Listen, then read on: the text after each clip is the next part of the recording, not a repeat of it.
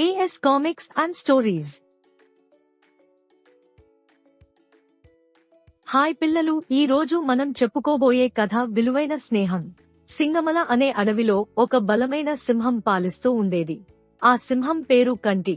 అతని పాలనలో ఆ అడవి సురక్షితంగా ఉండేది. కాని ఈ సింహం తన స్నేహితులైన నక్క మరియు కాకి మీద ఆధారపడేవాడు. నక్క అతి జాగ్రత్తగా ఉండేది.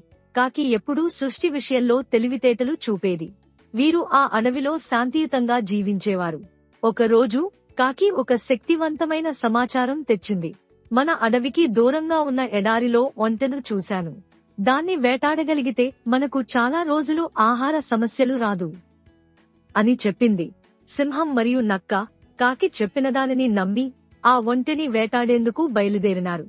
అయితే ఆ ఎడారి చాలా వేడిగా ఉంది. దాడి చేయడం చాలా కష్టం. ఎడారిలో అడుగు పెట్టగానే సింహం మరియు నక్కల కాళ్లు కాలిపోయాయి. వారి శక్తి సన్నగిల్లిపోయింది. వారు మిగిలిన మార్గంలో సాగిపోవడానికి శక్తి లేకపోయింది.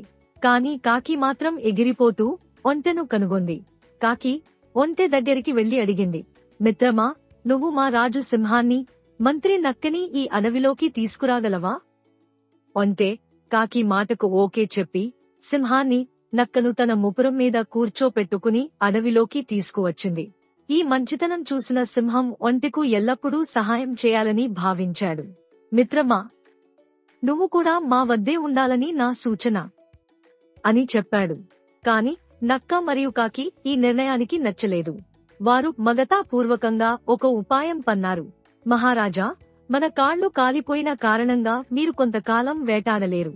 మీరు ఆకలితో ఉండటం మేం చూడలేము.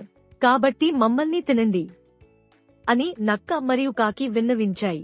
అప్పుడు ఒంటె జాగ్రత్తగా స్పందించింది. వాళ్లని వదిలేయ్ రాజా. నన్ను చంపితే మీ ముగ్గురికి వారంపాటు ఆహారం కాగలదు అని ఒంటె సింహానికి చెప్పింది.